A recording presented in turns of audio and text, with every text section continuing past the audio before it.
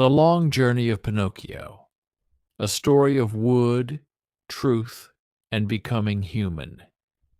On a quiet morning, when the sun rose slowly over the small Italian village and the air smelled of fresh bread and sawdust, an old carpenter named Geppetto sat alone in his workshop.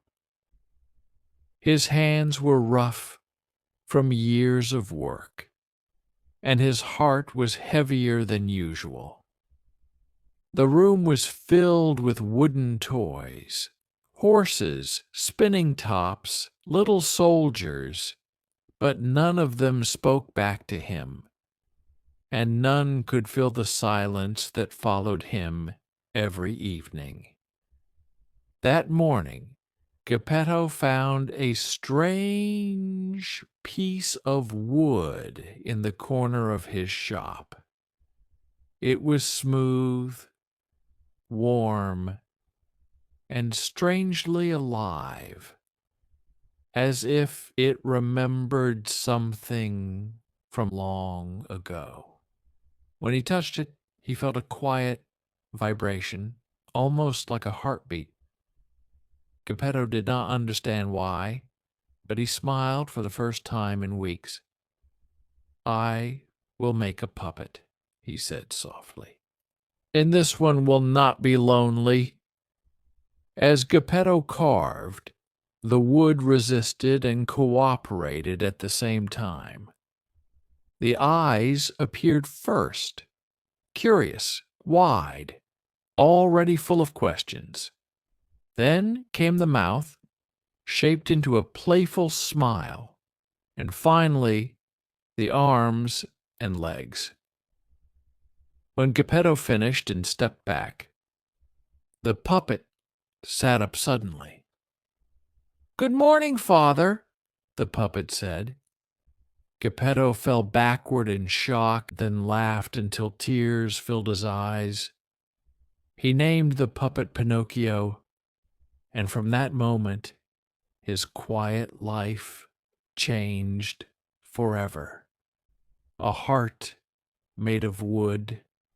Pinocchio was alive, but he was not yet wise. He ran through the village with excitement, touching everything, asking endless questions, and laughing too loudly. Geppetto loved him like a real son, but he worried. The world was large, and Pinocchio was made of wood. Strong, yes, but also easily misled.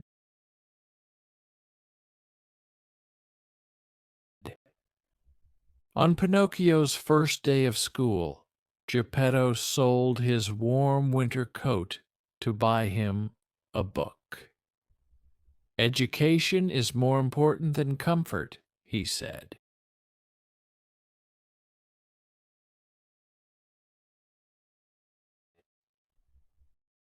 Pinocchio promised to go straight to school, but on the road, music filled the air. A colorful puppet theater stood in the square, glowing with lights and laughter. Pinocchio hesitated only for a moment before following the sound. Inside, the puppets danced, sang, and told jokes. They welcomed Pinocchio as one of their own. The theater owner, a tall man with cold eyes and a warm smile, offered Pinocchio fame, food, and applause. "You were made for this," he said. Pinocchio believed him. That night, when Pinocchio finally returned home, Geppetto was waiting. He did not shout, he only looked tired. "Did you go to school?" he asked. Pinocchio hesitated and then lied. Instantly, his nose grew longer. Pinocchio screamed and covered his face, ashamed. That night, a soft blue light filled his face, ashamed. That night, a soft blue light filled to become a real boy. He must learn three things: honesty, courage, and responsibility. The road of temptation. Pinocchio tried to do better, but the world tested him constantly. He met smooth-talking foxes, false friends, and strangers who promised easy happiness.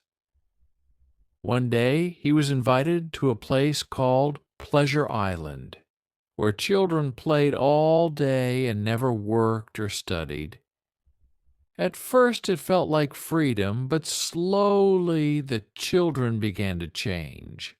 They grew ears, hooves, and lost their voices. They were turning into donkeys, strong but empty, useful but forgotten. Pinocchio escaped just in time, terrified and heartbroken. He realized that fun without purpose leads to loss. He searched desperately for Geppetto, only to learn that his father had gone to sea looking for him and was swallowed by a giant whale.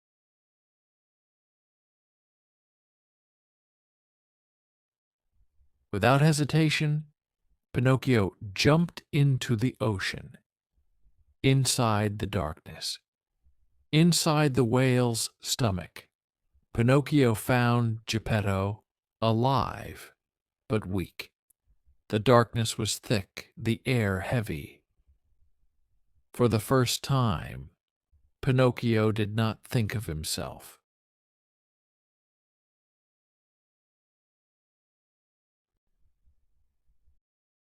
"We will escape," he said.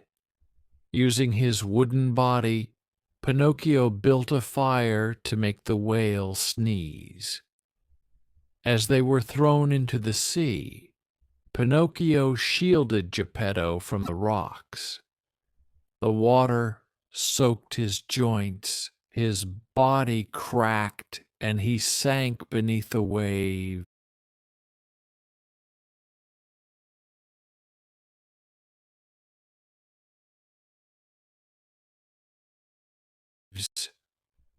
Geppetto cried, holding the broken puppet in his arms. The final gift. Pinocchio awoke in a small room, lying in a bed. He felt something strange, warmth. He raised his hands and saw skin instead of wood. His chest rose and fell with breath. The blue fairy stood nearby. "You learned what it means to care for another more than yourself," she said. "That is what makes someone human." Pinocchio ran to the mirror and laughed and cried at the same time.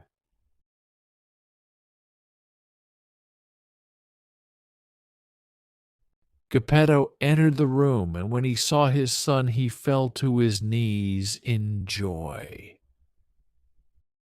A real boy's life. Pinocchio went to school, worked hard, and helped his father every day.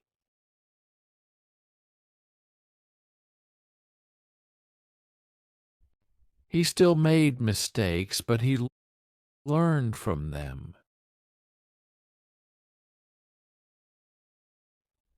He spoke the truth even when it was difficult, chose courage over comfort and responsibility over escape. And though his life was no longer magical, it was real. And that was the greatest miracle of all.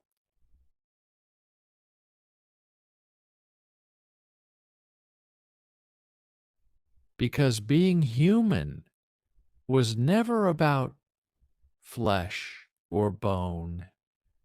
It was about the heart